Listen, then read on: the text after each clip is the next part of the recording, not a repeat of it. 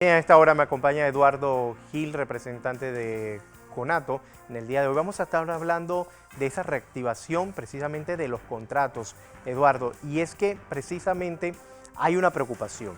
La suspensión de los contratos se da hasta el 31 de diciembre de este año. La pregunta que muchos trabajadores se están haciendo, muchas empresas no han reabierto sus puertas, otras no están trabajando con todo el personal y se mantiene los contratos suspendidos.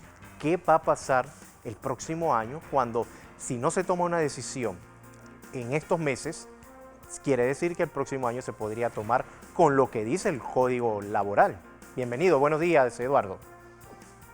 Buenos días, gracias por el espacio y a todos y todas las personas que puedan escuchar, especialmente a los trabajadores y trabajadoras que tienen estas preocupaciones que en efecto usted plantea en relación a la reactivación de los contratos de trabajo. Nosotros como organizaciones sindicales, con presencia sindical como parte de CONATO, hemos planteado al gobierno en reiteradas ocasiones que nuestra posición es contraria a mantener esta medida de suspensión de contrato por tiempo prolongado. De hecho, nosotros advertimos desde el principio que esta medida en la ley 157, durante el debate de la ley 157, también durante el diálogo nacional, de que esta medida podría convertirse en un elemento de discriminación o que podría ser una medida de la cual se abusara y que definitivamente podría perjudicar los derechos de los trabajadores y de las trabajadoras. Hay que entender que esta medida adoptada en el 2000, en el decreto 98, no, en el decreto 96, cuando se hace el decreto 96, se cambia lo que se había establecido en marzo con el decreto 81 y ya en el decreto 81 se establecía de que la medida iba a ser reglamentada, porque ya está en el Código de Trabajo, pero iba a ser reglamentada, y que una vez pasara el estado de emergencia, todos los contratos tendrían que ser reactivados y las empresas que no lo hicieran, se consideraría esto un despido injustificado y por lo tanto con todos los derechos de indemnización correspondientes.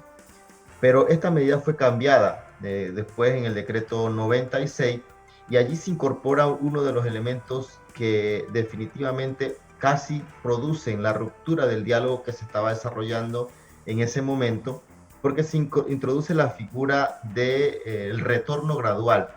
No solamente el retorno gradual por una disposición sanitaria que pudiera bien entenderse, sino que la potestad de determinar con cuántos trabajadores reactivaba sus empresas le fue delegada a los empresarios sin ningún tipo de control del gobierno. Es decir, que si un empleador tendría 50 trabajadores o tuviera 25 suspendidos, es ella quien decide con cuántos retorna. O sea, y aunque el Ministerio de Salud le autorizara un mayor número, pues no necesariamente la empresa va a acatar esta situación. Eso fue lo que realmente produjo una dificultad a lo interno del diálogo, porque sabíamos que conociendo la realidad panameña se iba a abusar de esta discreción que se le dio a los empresarios para tomar este tipo de decisiones y que iba a ser utilizada para discriminar colectivos enteros de trabajadores y trabajadoras, especialmente las trabajadoras que están, digamos, las mujeres de por sí son discriminadas en el acceso al puesto del trabajo, más si tienen niños, si están embarazadas, y esta gradualidad que le permitía discrecionalmente el gobierno a las empresas iba a permitir que se discriminara en la reactivación de los contratos. De igual manera, las organizaciones sindicales, a los dirigentes sindicales y otros colectivos que las empresas tienden a discriminar históricamente. Y eso es un hecho que ya está comprobado, así ha sido casi en todas las empresas, se han discriminado a los mismos colectivos de trabajadores, se reactivan los contratos de un grupo específico y aun cuando la empresa esté al 100% de sus operaciones, no reactiva los contratos de trabajo. Entonces, esta medida ya se ha convertido en una situación totalmente contraproducente. Por otro lado, el mismo sector empresarial ha manifestado en reiteradas ocasiones que al 31 de diciembre muchas empresas no van a reabrir sus actividades, aunque estén autorizadas por el gobierno, no van a abrir operaciones porque ya no les interesa el negocio de pronto o porque consideran que ya es insostenible. Pero el problema es que En la actualidad, muchos trabajadores consideran que sus contratos están suspendidos cuando, según las declaraciones del sector empresarial, estos negocios pudieran no abrir. Entonces, ahí se da una situación de despido, digamos, de terminación de la relación laboral, y los trabajadores y trabajadoras están en espera de esa fecha para poder iniciar un proceso de reclamación. Esto hace que, bueno, ya llegado el 1 de enero o de enero en adelante del 2021, mucha gente está esperando volver a su puesto de trabajo y no va a existir tal puesto de trabajo. Va a entonces iniciar un proceso de reclamación y a ver si localiza el empleador. Es decir, que esta situación, si se prolonga más la suspensión de los efectos del contrato de trabajo, pudiera incrementarse el número. Ahora, Otro Eduardo, aspecto, también ajá, hay otra opción. Esto es de darse la primera opción de la que hablábamos, de tomar con el código laboral. Pero la segunda es volver a una reunión, una mesa tripartita nuevamente para poder lograr un acuerdo y conocer si se puede extender la suspensión del contrato a través de decretos.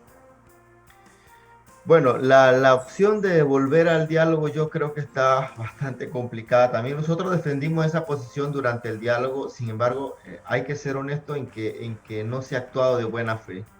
Nosotros sentimos que ha habido un excesivo aprovechamiento de la crisis por parte de muchas empresas, sobre todo de grandes empresas, porque mira, nosotros como organizaciones sindicales siempre hemos planteado que nosotros entendemos la situación difícil que están pasando, especialmente las empresas de turismo o algún sector específico que todavía no se ha permitido abrir y que fueron los primeros en cerrar. Un pequeño comerciante, un pequeño empresario que pudiera tener alguna dificultad de liquidez. Y nosotros podemos entender esa situación y ver y buscar soluciones. El problema es que cuando nosotros nos encontramos en un diálogo o en cualquier escenario, el sector empresarial panameño plantea esto, pone por delante a estos microempresarios, a estos emprendedores que realmente pueden serlo, y luego cuando vemos la realidad es que quien más viola los derechos laborales, quien más busca la manera de evadir las normas y de aplicar indiscriminadamente medidas para incrementar sus ganancias son las grandes empresas, las que ni siquiera se han visto afectadas por el tema de la pandemia. Hay sectores que no se vieron afectados, por el contrario, incrementaron su dinámica económica. Y pongo un ejemplo concreto del sector portuario. El sector portuario se incrementó la producción durante el periodo de la pandemia. Es más, empresas que cerraron ya recuperaron gran parte de su dinamismo. La empresa minera Panamá, un ejemplo concreto, reportó que a julio de este año ascendió a 507 millones de dólares su producción de ventas del mineral, y que en agosto de este mismo año señaló que ya había alcanzado la meta que se había propuesto el año anterior. O Y sea que ahora, no le Eduardo, afectó en absoluto la crisis, pero el 43% de sus trabajadores todavía no ha sido ahora, reactivado. Eduardo, también hay otra situación. Sabemos que muchas escuelas dicen no vamos a volver de manera presencial en algunos colegios o va a ser semipresencial dependiendo cómo surja la situación del COVID de aquí en adelante. Pero ¿qué va a pasar con, con esos empleados administrativos de escuelas particulares? Ellos no van a poder sostener una suspensión de contratos por cuántos meses más. Sí, esa es otra situación, porque mira, si en efecto las escuelas, que es un sector muy clave, eh, sobre todo estamos hablando de las escuelas privadas, están volviendo a reactivar de esta manera, con esta modalidad, con estas formas de trabajo que se dan ahora para no hacerlo presencial, lógicamente que no van a requerir del mismo personal administrativo o de funcionamiento o de mantenimiento que podría tener en la modalidad presencial. Sin embargo, la producción de esa empresa se está reactivando probablemente al 100%. Es decir, los que cobran por la matrícula, lo que cobra la mensualidad, no se va a ver afectada. Eso quiere decir que la rentabilidad de la empresa se incrementaría, porque tendríamos a unos trabajadores que ya no está cubriendo, esos costos son trasladados a los padres de familia, y encima pues eso implica que si se abaratan los costos de producción, se mantienen los precios, aumenta la ganancia. Entonces, si hay una ganancia, debe haber un compromiso social de las empresas en asumir la forma en cual recolocar a los trabajadores que están, digamos, con contratos suspendidos. De eso se trata, porque una de las cosas que a nosotros nos llamó desde salida como nación, como país, fue establecer una relación de solidaridad entre toda la población panameña, y esa solidaridad implica que las empresas que tienen la posibilidad puedan buscar mecanismos, porque esto es una cuestión temporal. Nosotros confiamos en que muy pronto pasará la pandemia, se podrá ubicar la vacuna tal vez, y saldremos de esta situación. Pero Bien. en este momento crítico es probable que tengamos que reducir nuestros márgenes de ganancia para que los trabajadores y trabajadoras tengan medios de vida que nos permitan también al mismo tiempo dinamizar la economía. No se puede estar pensando solamente en el tema de la ganancia, porque hay mucha gente que no le alcanza siquiera para comer. Listo.